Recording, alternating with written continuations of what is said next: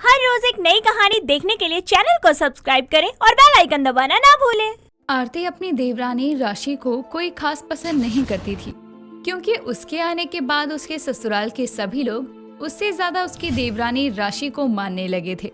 आरती को ये सब देखकर बहुत जलन होती थी। हमेशा वो बस यही सोचती कि कैसे वो सभी लोगों को फिर से अपनी तरफ कर ले। ऐसे ही एक रोज आरती रसोई में काम कर रही थी कि तभी उसकी सास गोमती और देवरानी राशि एक साथ तैयार होकर नीचे आती हैं, जिन्हें देखकर आरती उनके पास आकर कहती है, माँ जी, आप लोग कहीं जा रहे हैं क्या? हाँ बहू, हम लोग थोड़ा शॉपिंग पर जा रहे थे। वो क्या है ना कि अगले महीने मेरे मायके में मेरी बहन की लड़की की शादी है, उसी के लिए सामान लेना था थोड़ा। वो बात तो ठीक है माँ जी, लेकिन अभी तो पूरा घर का काम बिखरा हुआ है, मैं अकेली कैसे करूँगी? तुमने भी मुझे नहीं बताया। अगर तुम्हें पहले से पता था तो तुम अब तक अपने हिस्से का काम खत्म कर लेती। जेठानी जी, मुझे पहले से पता होता तो आपको क्या लगता है कि मैं आकर काम नहीं करवाती? मुझे भी अभी कुछ टाइम पहले अचानक आकर माँ जी ने बताया है। मुझे भी कुछ नहीं पता था कि मुझे बाहर जाना है। अरे तो क्या हो गया आरती बहू, इसमें इतना तमाशा करने की क्या जरूरत है? एक दिन अगर सारा काम तू कर लेगी तो कौन सा पहाड़ टूट जाएगा? माँ जी, मुझे काम करने में कोई ऐतराज नहीं है। आज थोड़ी तबीयत ठीक नहीं है, बस इसीलिए थोड़ा परेशान होगी। और बुरा मत मानिए माँ जी, लेकिन इस घर की बड़ी बहू हूँ मैं, पर आप मुझे तो कहीं बाहर लेकर नहीं जाती हैं। बहू, मुझे तुझसे ये उम्मीद नहीं थी, तो अपनी ही देवरानी से चल रही है। ये बात तेरी मुझे अच्छी नहीं लगी। तू तो ऐसे बोल रही है जैसे मैं तुझे कभी बाहर लेके ही नहीं गई। बोल तो ऐसे रही हैं जैसे हमेशा मुझे मार्केट में ही लिए बैठी रहती हैं। माँ जी, आप गलत समझ रही हैं मुझे, मेरे कहने का मतलब वो नहीं था। रहने दे बहू, मुझे पता है तूने क्या और किस नियत से बोला है। तेरी देवरानी अभी नई नई आई है। अगर मैंने सोचा कि थोड़ा इसे बाहर घुमा दूं तो मुझे अच्छा लगता है। मैंने कुछ गलत सोचा क्या? कोई बात नहीं माँ जी, अगर जेठानी जी नहीं चाहती है कि मैं आपके साथ जाऊँ तो मैं नहीं जाऊंगी, और अगर जाऊंगी तो अपने हिस्से का काम खत्म करके जाऊंगी। बिल्कुल नहीं बहू, इस घर में मेरा राज चलता है, इसलिए मैं जो बोलूंगी वही होगा। और इसलिए तू मेरे साथ अभी मार्केट चलेगी। और आरती बहू, तू अगर तबीयत ठीक नहीं है तो दवा खा के थोड़ा आराम कर ले, उसके बाद काम कर लियो। हमें आते आते शाम हो जाएगी। गोमती इतना कहकर वहाँ से चली जाती है, जिसके बाद आरती अपने घर के कामों में लग जाती है। कुछ समय बाद उसकी पड़ोसन शांति हाथों में कटोरियां लिए उसके घर आती है और आरती को घर की साफ सफाई करते देखकर ताने कसते हुए कहती है, बहू, तू यहाँ घर के कामों में लगी हुई है। मुझे तो लगा तू भी अपनी सास और देवरानी के साथ मार्केट घूम रही होगी। आपको कैसे पता आंटी जी मेरी देवरानी और सास मार्केट गई हैं? मैं भी अभी मार्केट से ही आ रही हूँ। मुझे भी अपने घर जाना था, इसीलिए शॉपिंग पर गई थी। तभी मेरी नजर तेरी सास और देवरानी पर गई। दोनों खड़े होकर गोलगप्पे खा रही थी। तेरी देवरानी ने तो आते ही सास को कब्जे में कर लिया है। अभी तो वो सिर्फ तेरी सास के दिल पर राज कर रही है। जिस दिन तेरी देवरानी ने तेरी सास का दादी बनने का सपना पूरा कर दिया ना, उस दिन समझो वो पूरे घर पर राज करेगी। आप ही क्या बातें कर रही हैं आंटी जी? शायद आपको पता नहीं है, लेकिन माँ जी को बाहर का खाना और बाहर खड़े होकर खाना बिल्कुल भी पसंद नहीं है। आपको कोई धोखा हुआ है और आपको ज्यादा ही सोच रही हैं। ऐसा कुछ नहीं होगा। बहू देख, मुझे तो बताना था, मैंने बता दिया। मानना है तो मान, नहीं मानना तो मत मान। झूठ बोलकर मुझे क्या मिलेगा? मैं तो यहाँ तुम्हारे घर के बर्तन वापस करने आई थी। कोई बर्तन खो गए तो तेरी सास जान ले लेगी बोल बोल कर। शांति इतना कहकर वहाँ से चली जाती है और उसकी बात सुनकर आरती अपने मन में कहती है, जब मैं कभी माँ जी से कहती थी, माँ जी मुझे गोलगप्पे खाने का मन कर रहा है, मेरे लिए ले आइए, तो कितना सुनाती थी। और आज अपनी छोटी बहू के लिए सड़क पर खड़ी होकर गोलगप्पे खाने को तैयार हो गई। शांति आंटी की बातें सच होने से पहले मुझे कुछ तो करना ही पड़ेगा। आरती मन में इतना कहकर अगले ही दिन अपनी डॉक्टर दोस्त नंदिनी को कॉल करके सारी बात बताती है और उससे झूठी प्रेगनेंसी की रिपोर्ट तैयार करने को कहती है, जिसे सुनकर नंदिनी कहती है, आंटी, ये ठीक नहीं है। अगर किसी को पता चल गया तो झूठी प्रेग्नेंट रिपोर्ट बनाने के लिए मुझे सजा भी हो सकती है। तुझे अपनी दोस्त पर भरोसा नहीं है क्या? बस कुछ टाइम की बात है, एक बार मैं अपनी देवरानी को सभी परिवार वालों की नजरों में गिरा दूं, उसके ऊपर से सबका विश्वास उठ जाए, उसके बाद मैं खुद सबको बता दूंगी। लेकिन अभी दोस्त होने के नाते तुझे मेरी मदद करनी होगी बस। देख, तू मुझे फंसा मत दियो। बस मैं सिर्फ तेरे विश्वास पर, अपनी जॉब पर इतना बड़ा रिस्क ले रही हूँ। नंदिनी इतना कहकर आरती को झूठी प्रेगनेंसी रिपोर्ट बनाकर देती है, जिसे लेकर आरती बड़ी खुशी से घर आती है और देखती है कि उसका पति साहिल और बाकी सभी हॉल में बैठकर चाय पी रहे हैं। तभी आरती उनके पास आती है, जिसे देखकर उसकी सास गोमती हंसते हुए कहती है, तू इतनी खुश क्यों है बहू? क्या मिल गया तुझे? माँ, मुझे लग रहा है ना पक्का आरती के मायके से कॉल आया होगा घर आने के लिए, तभी वो इतनी खुश है। क्यों आरती, सही कह रहा हूँ ना मैं? आपको तो मेरा मजाक उड़ाने के लिए बस बहाना चाहिए। मेरी खुशी की बात सुनकर आप लोग भी बहुत खुश हो जाओगे। ऐसी भी क्या बात है बहू, बताओ ना। माँ जी, मैं माँ बनने वाली हूँ और आप दादी। मैंने आपको बताया था ना कि मेरी कुछ दिनों से तबीयत ठीक नहीं है। मैं चेकअप करवाने के लिए गई थी, तो ये देखिए रिपोर्ट। आरती की प्रेग्नेंट होने की खबर सुनकर सभी लोग खुश हो जाते हैं और उसकी सास गोमती आरती को गले लगाकर कहती है, बहू, आज तूने मेरा सपना पूरा कर दिया। सच में मैं बहुत खुश हूँ। आज से तू बस आराम करेगी, सारा काम तेरी देवरानी राशि कर लेगी। मैं तेरा बहुत अच्छे से ख्याल रखूंगी। इसीलिए तो मैंने इतना बड़ा झूठ बोला है माँ जी से, ताकि सभी घर वालों का प्यार विश्वास सब मुझे मिले, ना कि मेरी देवरानी को। आप खुश है ना? मुझे और क्या चाहिए माँ जी? इस बात से अनजान कि आरती सिर्फ अपनी देवरानी राशि को सबकी नजर में गिराने के लिए सभी घर वालों से झूठ बोल रही है। सभी घर वाले उसका बहुत अच्छे से ध्यान रखते हैं और उसकी सभी जरूरतों को पूरा करते हैं। ऐसे ही समय बीतता है। देखते देखते महीने गुजर जाते हैं। सभी घर वालों की आशा बढ़ती जा रही थी। तभी एक रोज आरती हॉल में बैठकर टीवी देख रही थी। तभी उसकी सास गोमती वहाँ आती है और उसके पैरों से निकलते खून को देखकर आरती घबराते हुए कहती है, माँ जी, आपके पैरों से तो बहुत खून निकल रहा है। आप आराम से सोफे पर बैठिए। आपको चोट लग गई है क्या? नहीं बहू, वो मैंने तेरे लिए बहुत पहले मन्नत मांगी थी। जब तेरी गोद भर जाएगी तो मैं माता रानी के दर्शन करने जाऊंगी, वो भी नंगे पाँव। वही करने गई थी। नंगे पैर चलने की वजह से मेरा पैर छिल गया, बस और कुछ नहीं। आप आराम से बैठिए, मैं आपके लिए बर्फ का पानी लेकर आती हूँ, उससे आपको आराम हो जाएगा। तू रहने दे, मैं उसे आवाज देकर बुला लेती हूँ। गोमती इतना कहकर राशि को आवाज देकर बर्फ का पानी लाने को कहती है। कुछ समय बाद राशि बर्फ का पानी लेकर अपनी सास के पास आती है और उसके पैरों की धुलाई करती है। गोमती की बात आरती को परेशान कर जाती है। कुछ समय बाद वो अपने कमरे में जाती है और अपनी दोस्त नंदिनी को कॉल पर कहती है, यार, मुझसे बहुत बड़ी गलती हो गई। मैंने अपनी जलन में आकर सब गलत कर दिया। मैं अपनी सास और देवरानी के बारे में जैसा सोच रही थी वैसा कुछ भी नहीं था। वो लोग मुझसे बहुत प्यार करती हैं। अगर सभी घर वालों को पता चल गया कि मैंने उनसे प्रेग्नेंट होने का झूठ बोला है तो वो लोग मुझे माफ नहीं करेंगी और सब मुझसे नाराज हो जाएंगे। आरती की सारी बातें दरवाजे पर खड़ी उसकी देवरानी राशि सुन रही थी, जिसे सुनने के बाद वो अंदर आकर कहती है, जेठानी जी, मैंने आपकी बातें सुन ली हैं। आपने ये सही नहीं किया। आपने सिर्फ अपने फायदे के लिए सभी घर वालों की भावनाओं को ठेस पहुंचाया है। अभी भी टाइम है, सबको सच बता दो। राशि इतना कहकर अपनी जेठानी का हाथ पकड़कर सभी घर वालों के सामने लाती है और उन्हें अपनी जेठानी की झूठी प्रेगनेंसी के बारे में बताती है। जिसके बाद आरती सभी घर वालों से अपनी गलती की माफी मांगती है और उसे अपनी गलती पर पछताते देखकर सभी घर वाले उसे माफ करते हैं।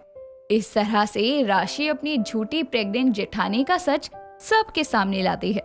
आतिश अपने ऑफिस जाने के लिए रेडी हो रहा होता है। तभी वो दीपाली को आवाज लगाकर बोलता है, दीपाली, जरा मेरी टाई दे दो, मिल नहीं रही, और मेरा रुमाल भी। अरे आतिश जी, सही से देखिए ना, वही होगी कबर्ड के ड्रॉर में। अरे यार, मुझे नहीं मिल रही, तुम दे दो ना। अच्छा ठीक है, मैं ही देती हूँ। दीपाली उसकी बात सुनकर कबर्ड से उसका सामान निकाल कर देती है और साथ ही उसकी टाई खुद बांधती है। टाई बांधते वक्त आतिश उसे अपनी ओर खींच लेता है और इसकी आंखों में आंखें डालकर बोलता है, आजकल ऐसा क्या कर रही हो जो तुम्हारी कमर पहले से सॉफ्ट और पतली हो गई है? आतिश जी, सुबह सुबह रोमांस छा रहा है आपको। हटिए, क्या कर रहे हैं? हाँ, अच्छा रहा है। अब तुम्हें प्यार भी ना करूं क्या? हाँ तो रात को करो ना, अभी दिन हो चुका है और मुझे बहुत काम है। माँ जी आ गई तो? तुम्हारा मतलब मैं सिर्फ तुम्हारे साथ रात में रोमांस करूं, दिन में नहीं? और माँ की चिंता मत करो, वो नहीं आएंगी। माँ जी आ गई। आतिश जी छोड़िए। मुझे उल्लू मत बनाओ, पहले की तरह चकमा देकर भाग जाओगी। आई नो, मैं नहीं छोड़ूंगा आपकी बार। आप पागल हो गए हैं। माँ जी सच में आ गई, पीछे देखिए। अच्छा, मैं नहीं जाने दूंगा आज। बेटा आतिश, मैं यही हूँ, छोड़ मेरी बहू को। अपनी माँ की बात सुनकर दोनों झट से अलग हो जाते हैं और शर्मिंदा होकर आंखें नीचे करके बोलते हैं। हाँ माँ, आप यहाँ कैसे? मुझे तो पता ही नहीं चला। फिलहाल तो मैं पैरों से आई हूँ, बाकी काम है बहू से। जी जी माँ जी, बोलिए क्या काम है? दिवाली आने वाली है तो सोच रही हूँ घर को रेनोवेट करवा लूँ। पर माँ जी, दिवाली आने में तो अभी 15 दिन बाकी हैं। इसलिए तो कह रही हूँ जल्दी जल्दी करवा लेती हूँ, क्योंकि फिर बाद में सारा सामान भी लाना होता है, धनतेरस भी तो है, सब देखना पड़ता है। इसलिए तुम दोनों अपनी मर्जी से अपना कमरा रेनोवेट करवा लेना। जी माँ। इतना बोलकर सब एक साथ नाश्ता करते हैं और आतिश ऑफिस के लिए निकल जाता है। कुछ देर बाद दोनों सास बहू बैठकर हिसाब लगा रही होती है और दीपाली बोलती है। माँ जी, ये सब तो हो गया, कुछ रह गया है तो बता दीजिए, मैं सामान में ऐड कर देती हूँ। खाने पीने का तो तू देख लेगी। मैं कह रही थी नए पर्दे और बेडशीट भी ले आते हैं, और ये सोफे भी पुराने हो गए, ये भी नए ले आते हैं। हाँ माँ जी, आप ठीक कह रही हैं। ज्यादा का बजट तो नहीं बैठा ना बहू? नहीं माँ जी, थोड़ा बहुत तो दिवाली पर खर्चा होता ही है। दिवाली कौन सी रोज रोज आती है। अगले दिन मीना घर को रेनोवेट करवाना शुरू कर देती है। रेनोवेट कराने में 3 दिन लग जाते हैं, जिसके बाद घर बहुत ही ज्यादा सुंदर लग रहा होता है। ये देखकर दीपाली बोलती है। वाह माँ जी, घर कितना प्यारा लग रहा है ना, एक अलग ही रौनक आ गई है। चलो बढ़िया है, काम टाइम पर खत्म हो गया और फर्नीचर भी चेंज हो गया। हाँ बहू, अब बहुत अच्छा लग रहा है, जैसे मन को शांति सी मिल गई हो। हाँ माँ जी, ये सब करवा के ना दिल में एक अलग ही वाइब सी आ जाती है। अरे माँ जी, हमने तो अभी तक शॉपिंग ही नहीं की, दिवाली में 1 हफ्ता बचा है। कोई नहीं, आज आराम कर लेते हैं, कल मार्केट चलेंगे। नहीं माँ जी, कल परसों नहीं, हमें आज ही जाना होगा। अरे दिवाली के चलते ना बहुत रश होगा मार्केट में, पर धक्के खाने पड़ेंगे हमें। हाँ, थोड़ी देर में चलते हैं। चल, जब तक 1 कप चाय बनाकर पिला दे। जी माँ जी। दीपाली मीना की बात सुनकर उसे चाय बनाकर पिला देती है, जिसके बाद दोनों मार्केट जाकर न्यू पर्दे, बेडशीट, डेकोरेशन के सारे सामान, लाइट्स वगैरह, कपड़े शॉपिंग करके घर आते हैं और सोफे पर फैल कर बैठते हुए बोलते हैं। अरे दीपाली बहू, मेरी तो कमर ही गई सामान उठा उठा कर। कितनी भीड़ थी, एक औरत तो मेरे पैर पर ही चढ़ गई। अरे माँ जी, मेरे तो कमर, हाथ, पैर सब कुछ ही दुख रहा है। अरे आपसे कहा था एक रिक्शा ले लो, लेकिन आपने मेरी सुनी नहीं। खुद तो इतना भारी सामान उठाया, साथ में मुझसे भी उठवाया। हाय राम, मर गई मैं तो। बहू, मैं तो आराम करूंगी, उठूंगी ही नहीं, और आतिश नहीं आता जब तक तू भी आराम कर ले। ठीक है माँ जी। इस तरह दोनों आराम करती है और शाम तक दोनों खर्राटे मारकर सो रही होती है। तभी आतिश आकर उन्हें सोफे पर सोता हुआ देखकर और शॉपिंग बैग्स को देखकर समझ जाता है कि दोनों बहुत थकी हुई हैं। ये सब देखकर वो फ्रेश होकर खुद खाना बनाता है और प्लेट्स में सर्व करके सबके आगे लाता है, जिसके बाद वो दोनों को जगाता है और खाना देखकर मीना बोलती है। अरे बेटा, तू कब आया? और बहू, ये खाना तूने बनाया है? नहीं माँ जी, मैंने तो खाना नहीं बनाया। इसका मतलब आतिश जी ने ऑफिस से आकर खाना बनाया। अरे आप मुझे जगा देते ना। हाँ बेटा, हमें जगा देता, वो थके हुए थे ना, इसलिए उठे नहीं। कोई बात नहीं माँ, आप दोनों थके हुए थे इसलिए नहीं उठाया। मैंने सोचा क्यों ना आज मैं अपने हाथों से आपको खाना बनाकर खिला दूं। मेरा प्यारा बेटा। इस तरह तीनों मिलकर खाना खाते हैं और अगले दिन आतिश की छुट्टी थी तो सब ने ब्रेकफास्ट कर लिया होता है। दीपाली कमरे का फैन साफ कर रही थी और उसका स्टूल से पैर स्लिप हो जाता है। तभी आतिश उसे अपनी बाहों में संभाल लेता है और बोलता है। ध्यान से जान, अगर मैं नहीं होता तो लग जाती ना। अरे जब तुम मेरे पास हो तो मुझे कैसे लग सकती है। अच्छा जी, इतना कॉन्फिडेंस। अरे कब तक ऐसे खड़े रहोगे, उतारो मुझे, वरना माँ जी आ जाएंगी। उनका नाम मत लो यार, हमारे रोमांस की दुश्मन हो गई हैं वो आजकल। आतिश जी, माँ जी आ गई। उसकी बात सुनकर आतिश उससे फिर से झटके से अलग हो जाता है और दीपाली उसे उल्लू बनाकर भाग जाती है। ऐसे ही धनतेरस का दिन आता है और मीना दीपाली से कहकर सारे घर में दिए जलवा देती है और साथ ही उसे तोहफे में सोने का हार और कंगन देती है। तो दीपाली भी अपनी सास को साड़ी गिफ्ट करती है और दिवाली के दिन दोनों मीना से आशीर्वाद लेते हैं। दीपाली पूरे घर को लाइट्स और दियों से सजाती है और साथ ही साथ रंगोली भी बनाती है। दिवाली की पूजा करने के बाद आतिश अपने दोस्त समर के साथ आतिशबाजी करने चला जाता है। ओए समर, तू आ गया? हैप्पी दिवाली बे। नहीं, मैं नहीं, मेरा भूत आया है। साले जोक मारता है। चल आजा, पटाखे फोड़ते हैं। नहीं नहीं, मुझे डर लगता है, मैं नहीं फोड़ूंगा। अरे तू फोड़, ये ले, मैं हूँ ना तेरे साथ, कुछ नहीं होगा तुझे। राम राम राम राम राम राम राम। धप्पा बूम। अबे तेरी तो निकल गई। ए पागल है क्या तू? डरा दिया मुझे। अच्छा, अब नहीं डराऊंगा, चल दोबारा जला बम। आतिश की बात सुनकर समर दोबारा बम जलाने की कोशिश करता है और बम जलाकर डर के छोड़ के आगे आ जाता है और छुपकर देख रहा होता है। तभी आतिश वहाँ आता है और उस बम को उठाकर बोलता है, अबे ये तो बुझा हुआ है बे, ले देख। अबे हट हट हट, दूरो दूरो। अबे साले पागल है क्या? मरवाएगा। अबे आग नहीं लगी इसमें, देख हाथ में लेकर। ए आतिश, तू पागल हो गया है? तेरा दिमाग सटिया गया है क्या? अबे कुछ नहीं हुआ, ले। साला डरपोक भाग गया। आतिश वहाँ से सीधा अपने घर आता है जहाँ सभी लोग बम पटाखे जला रहे होते हैं। आतिश भी उनमें शामिल होता है। तभी दीपाली बोलती है, आतिश जी, ये क्या कर रहे हैं आप? पटाखे क्यों फोड़ रहे हैं? अरे इको फ्रेंडली दिवाली मनानी चाहिए। आपको पता है पटाखे फोड़ने से कितना एयर पोल्यूशन होता है? दीपाली आज ही तो कर रहा हूँ, वो भी सिर्फ थोड़े से। वैसे भी पूरे साल में सिर्फ एक बार पटाखे फोड़ने का बनता है ना। आतिश जी, आपकी तरह ही अगर सारे लोग एक एक पटाखा भी जलाएंगे तो सोचो कितने पटाखे जलेंगे। अरे अगर आप अपनी सोच नहीं बदलेंगे तो बाकी लोगों को क्या समझाएंगे? इसीलिए रुक जाइए, पटाखे मत फोड़िए, इको फ्रेंडली दिवाली मनाइए। तुम बिल्कुल ठीक कह रही हो दीपाली, मुझे ऐसा नहीं करना चाहिए। ये हुई ना बात। अच्छा चलिए, अब अपने आस पड़ोस में मिठाइयाँ दे आइए आप। ठीक है। दीपाली आतिश को मिठाई के डब्बे दे देती है और वो एक एक करके सभी पड़ोसियों में जाकर मिठाइयाँ बांटता है। बदले में उसके पड़ोसी भी उसे ढेर सारी मिठाइयाँ वापस करते हैं।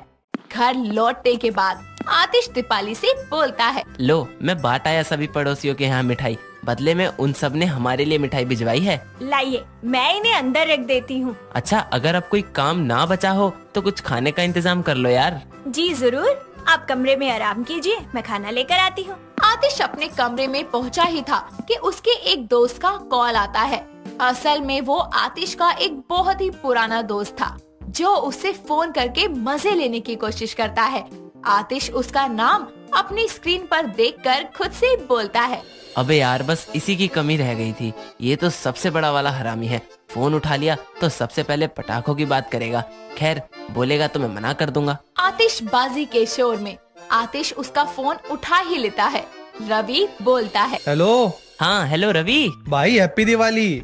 अबे कौन सी गाली? अबे हैप्पी दिवाली। अबे क्या गाली दे रहा है आज तू? अबे आतिश, मैंने बोला हैप्पी दिवाली भाई। तेरा बाप मवाली। अच्छा ये सब छोड़, ये बता कैसा है? पैसा है?